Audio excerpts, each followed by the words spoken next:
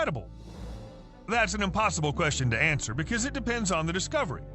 We could be talking about something very small, something tiny, something only a few hundred years old, or something that dates back to the dawn of humanity.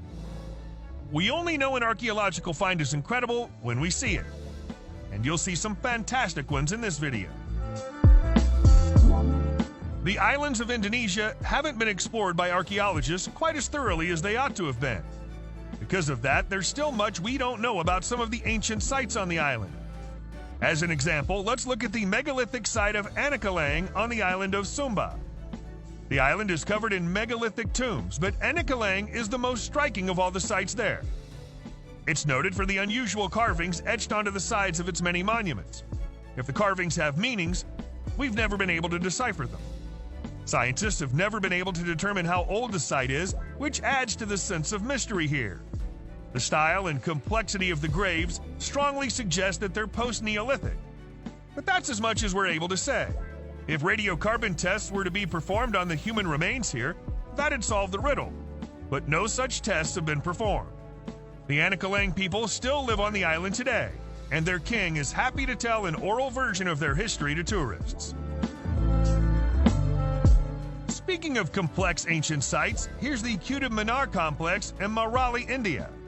There are countless important ancient monuments within the complex, including the famous Iron Pillar of Delhi, which never rusts. The most famous monument at the site is the Victory Tower, named for the religious icon Sufi Saint Khwaja Qutbuddin Bakhtiar Kaki, who was a mystic and scholar of the 12th century. The tower took almost 200 years to build, with work completed in 1368. For several centuries, it was traditional for the rulers who controlled the areas to add monuments of their own to the complex. Even the Brits added a few buildings during the time of the British Raj.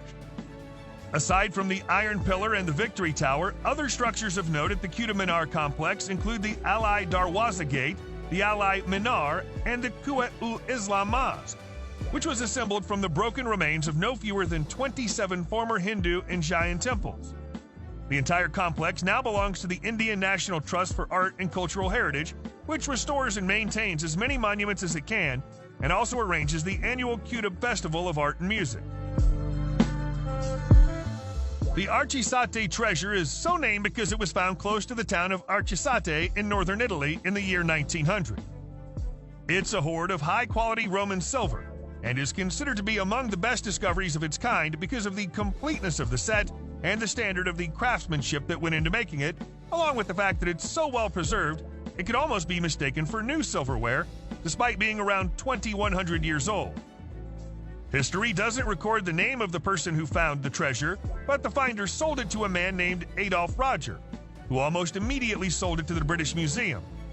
It's been on display inside the museum in London ever since. The complete hoard comprises 5 solid silver objects, namely a jug, a strainer, a ladle, a spatula, and a cup. While it might look like a tea service, the set would have been used for both mixing and serving wine, probably in a dining context rather than in religious ceremonies. An inscription on the base of the jug tells us it once belonged to Eutia, daughter of Titus, but sadly neither she nor her father are figures known to history. The object referred to in the King James Bible as Jacob's pillow is one of the strangest in the entire text. Genesis 28:18 tells us that Jacob woke up every morning and took the stone he used for a pillow, set it up as a pillar, and poured oil on top of it. Why he did this isn't clear, but translation and interpretation issues with the King James Bible are common.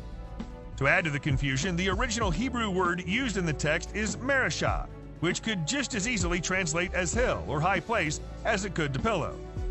Meanwhile, the word for pillar is matzezbah, which could also mean pyramid. The passage could instead mean that Jacob woke up, took the stone he used as an altar, and placed it on top of a hill to pour oil on top of it before proclaiming it to be a place of God. In fact, that interpretation makes more sense, not least because it's precisely what many Hindus do with lingams in India. Each morning, stones like the Hampi Shiva lingam are basted with oils and then venerated as part of a ceremony known as the Usha Kala Puja.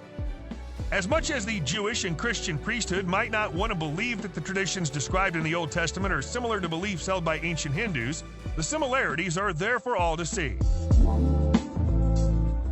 For more than 1,000 years, Pachacamac in Peru was one of the most important religious complexes in South America. You'd scarcely believe that by looking at it today. The site shares its name with Pachacamac, the maker of the earth, the god of creation, fire, and earthquakes. As ancient Peruvian deities go, Pachacamac is a pretty big deal. The settlement was founded at the end of the 2nd century and included a temple to Pachacamac and a giant oracle, which these ancient people believed could help them to predict the future. Until the 7th century, it was strictly a religious center, but it expanded into a full city after the arrival of the Wari culture in the mid-7th century. The Ishma culture expanded the site even further in the early 12th century after the collapse of Wari society. Pachacamac was so famous and so revered by 1470 that even the Inca treated it with respect when they conquered the region.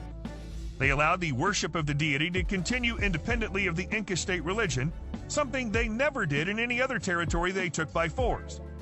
The pyramids and temples of Pachacamac were eventually torn down by the Spanish when they arrived in 1533. The Naqsh-e-Rustam complex in Iran is a place that contains many ancient mysteries, but few buildings there provoke as much interest as the Kaaba-e-Zartasht. The name translates into English as the Cube of Zoroaster, but it's actually a replicate of the Prison of Solomon in Pasargadae, which was the first capital of the ancient Achaemenid Empire. Legend has it that within the structure there was once a fire that never went out, and that this fire was the source of all similar fires that once burned inside Zoroastrian temples. However, a lack of ventilation inside the Kaaba-e-Zartasht means this is unlikely to have been the case unless the ancient inhabitants of Naqsh-e-Rustam had a means of keeping a flame burning without it. The cube has been studied by countless academics, historians, and archaeologists, but there's still no consensus about its true purpose. Almost every expert agrees that it served a religious function, but nobody knows what the religious function was. The structure stands exactly opposite the mausoleum of Darius II, who ruled 2,400 years ago. So there may be a connection, but it's a connection we can only guess at. It's hard to know what Herodium is, or was, just by looking at it. The remains of this ancient fortress, which exists in the occupied parts of the West Bank, look a little like they were carved straight into the mouth of a volcano. That's not quite what happened. Archaeologists think the fortress, which also served as a palace, was built somewhere close to the year 40 BCE and was established by the biblical figure King Herod.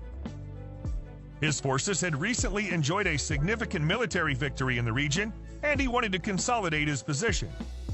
Amazingly, the entire hill that the ruined fortress sits upon is artificial. Even to this day, it's the highest point in the otherwise featureless desert. The king named the fortress after himself and ordered the construction of a 4-towered castle with a huge courtyard and floors made of elaborate mosaics.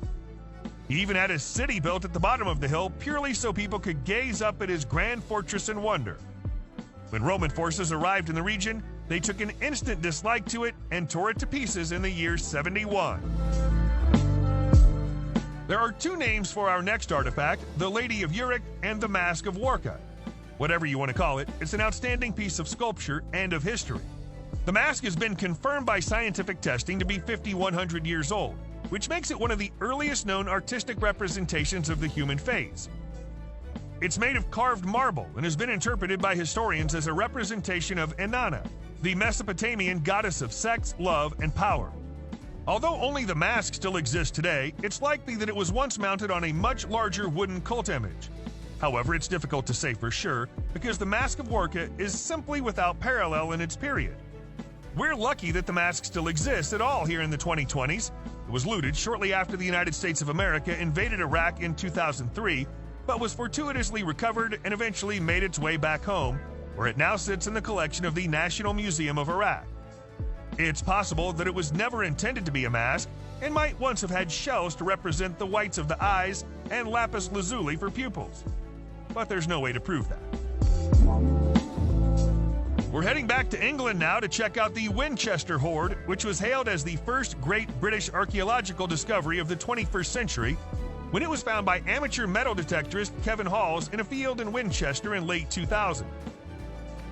In truth, this collection of Iron Age gold artifacts would have been an impressive discovery in any century, no matter how early in the century it might have occurred. The inherent value of the hoard is obvious because of its high gold content, but it's a discovery that comes with a mystery. There's no sign of an ancient temple or even an ancient settlement anywhere near the farmer's land where the discovery was made. Without that evidence, we have to conclude that the collection was deliberately carried far from civilization and buried in what would have then been woodland. Presumably, whoever buried it wanted to ensure that nobody would ever find it. Perhaps they hid it so well that they were unable to find it themselves.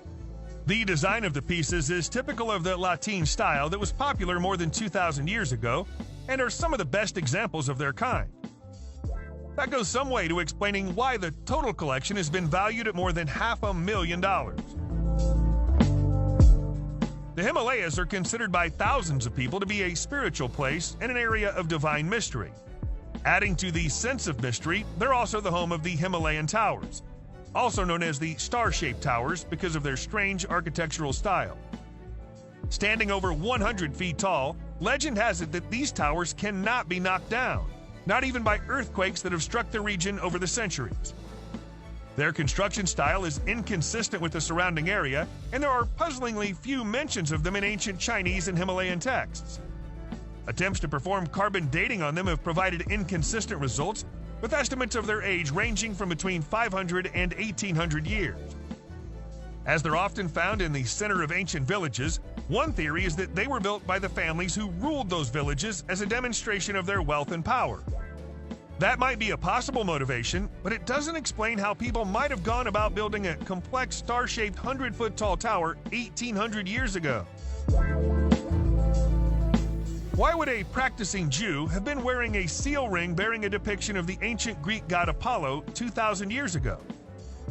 That's a question that archaeologists have been wrestling with ever since the ring was discovered close to the Western Wall in Jerusalem in November 2020. And they're still not sure they have an answer. The telltale sign that the ring belonged to a Jew is the fact that it's made from jasper stone, which is typical of Jewish ring making of its era. As the ring would have been used to stamp official documents, the ring's bearer must have indicated his or her belief in non-Jewish gods every time they used it. That seems almost nonsensical given the known punishments for apostasy, so it's forced historians to come up with a potential explanation. They now believe it might have been acceptable to wear trinkets from another religion as long as they're worn as expressions of what the deity in question stood for, rather than as an expression of belief in them. In the case of Apollo, those things would be success, positivity, and a long and healthy life. Here's hoping the ring's owner had one. Even though tablet computers are relatively recent inventions, we take them for granted today. Our mobile phones are effectively tablet computers, and you might even be using a tablet to watch this video right now. The origin of the idea is far from recent, though. You could even say that these ancient wooden notebooks, relics of the Byzantine Empire that were found in Yenikapi, Turkey in 2014, were the equivalent of iPads 1,200 years ago. This well-preserved example was found inside a shipwreck at the Theodosius port and was probably a personal possession of the ship's captain. The box opens up to reveal a tablet for making notes using wax and another layer that had space for weights to be inserted and used as an assay balance, thereby providing the captain with a means for weighing gold or other precious objects. To put it another way, the captain could use this tablet to create notes and also perform calculations. Doesn't that sound like the basic function of a computer to you? If you had any gold to weigh, you could still use this remarkable ancient gadget to perform the task today. Subscribe to the channel and turn on notifications, and you will be the first to know when a new video